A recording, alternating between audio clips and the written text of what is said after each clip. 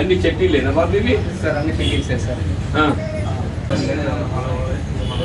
అక్కడ దుబాయ్లో కూడా మాట్లాడారు.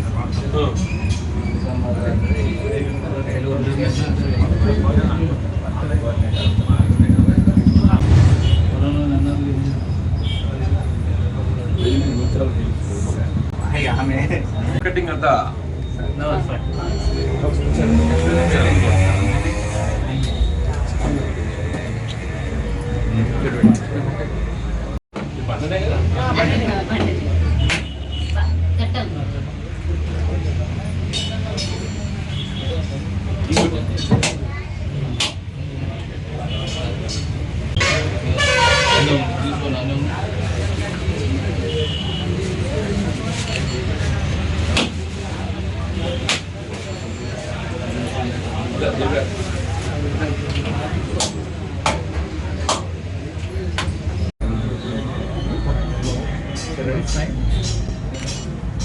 ready?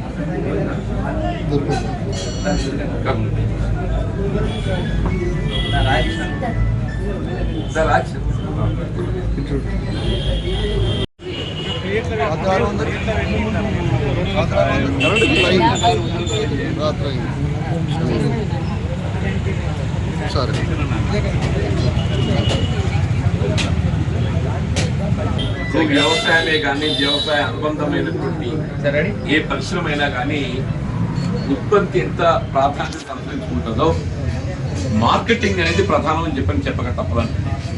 ఇక్కడ వాస్తవంగా ఇవాళ మన ఉత్పత్తితో మనం ఎంతైతే ఆదాయం పొందే అవకాశం ఉన్నదో వీళ్ళు కేవలం మార్కెటింగ్తో ఏదైతే ఉందో అంతకంటే రెట్టింపు ఆదాయం పొందుతుంది. ఆ మార్కెటింగ్ ద్వారా పొందే ఆదాయాన్ని ఉత్పత్తిదారుడే పొందగలిగినట్టయితే మనం మెరుగైనటువంటి ఒక ఆదాయాన్ని పొందే అవకాశం లభిస్తుంది. కాబట్టి ఫుడ్ ప్రాసెసింగ్ యూనిట్స్ ఏర్పాటు చేసుకోవడానికి రాష్ట్ర ప్రభుత్వంకి వెళ్ళి మనకు వివిధ రకాలైనటువంటి సహకారం లభిస్తున్నాయి. జగిత్యాల అంటే ఈ ప్రాంతంలో ఫుడ్ ప్రాసెసింగ్ యూనిట్స్ ఏర్పాటు చేసుకోవడానికి కొరకు చిన్న చిన్న పారిశ్రామికవేత్తలు రైతాంగం ముందుకు రావాలి. సురేష్ ఏదైతే ఉన్నదో ఆయన స్వయంగా ఒక డైరీ ఫామ్ అంటే ఏర్పాటు చేసుకొని డైరీ ఫామ్ అంటే పాల ఉత్పత్తి అది కేవలం ఉత్పత్తికి పరిమితం కాకుండా వీళ్ళ మిల్క్ ప్రొడక్ట్ ఏదైతే సేకరణ కేంద్రాలు ఉన్నాయో వాళ్ళు పోయడంతో మనం ఆశించినటువంటి ఒక లబ్ధి పొందలేకపోతుంది. వాళ్ళు ఏదైతే కేవలం 40 రూపాయల లీటర్ చొప్పున సేకరిస్తారు.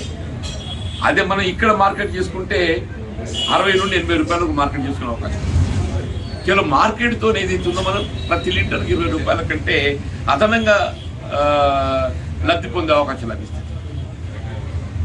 ఇవాళ నిరుద్యోగ యువత దీని పట్ల దృష్టి కేంద్రీకరించాలి. మరి అట్లాగే ఇవాళ పాల ఉత్పత్తిపై తో ఏర్పడేటువంటి పదార్థాలు ఇవాళ మీగడే కానీ వెన్నె కానీ పెరిగే కానీ ఇవన్నీ కూడా ఏదైతుందో ఇవాళ వినియోగదారులు అందరూ ఏదైతుందో ఈ జిల్లా కేంద్రంలో ఉన్నటువంటి ఒక పాల ఉత్పత్తిదారు వ్యవస్థపై ఆధారపడుతుంది. It's not fresh.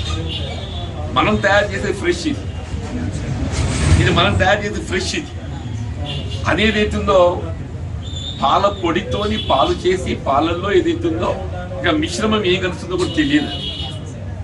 ఇది ఆ విధంగా కాకుండా పల్లె రుచులు అనేది ఏదైతున్నదో ఏ విధమైనటువంటి కలుషితం లేకుండా, అడల్ట్రేషన్ లేకుండా, పాల విక్రయమే కానీ, పాల ఉత్పత్తుల విక్రయమే కానీ, వీళ్ళు వాటితో పాటుగా వీళ్ళ పల్లె రుచులు అని చెప్పని ఈ చెట్టీస్ మనం పురాతనంలో ఏదైతుందో గ్రామీణ ప్రాంతంలో ఎవరైనా కానీ తొక్కు అందు అమ్మ, మామిడికాయ తొక్కు, నిమ్మకాయ తొక్కు, ఈరికెళ్ళి ఇట్లా రకరకాల పేర్లతో ఏదైతుందో అది ఇవాళ ఆధునికంలో చెట్టు కిందకి వచ్చేసి వీళ్ళు విదేశాల్లో విద్య కోసం పోయే వాళ్ళే కానీ లేక ఇతరత్ర కానీ మనకు అక్కడ స్థానిక వంటలపై రుచులు ఆశించిన మీరు పొందకి ఏదైతుందో మనకిక్కడ తెలంగాణ ప్రాంతం మన ఇంటి రుచి పొందాలని చెప్పి ప్రయత్నం చేస్తాం. అటువంటి తెలంగాణ ప్రాంతం ఇంటి రుచులు అందింప చేయబడే విధంగా పల్లె రుచులు ఇవాళ ఈ చెట్టిస్తే అది మటనే కానీ చికెనే కానీ ఇవాళ మటన్ చికెన్ ఫిష్ అనే కాకుండా ఇవాళ వెజిటేరియన్ సంబంధించి మన టమాటోతో కూడా మనం మంచి చట్నీ వస్తాము.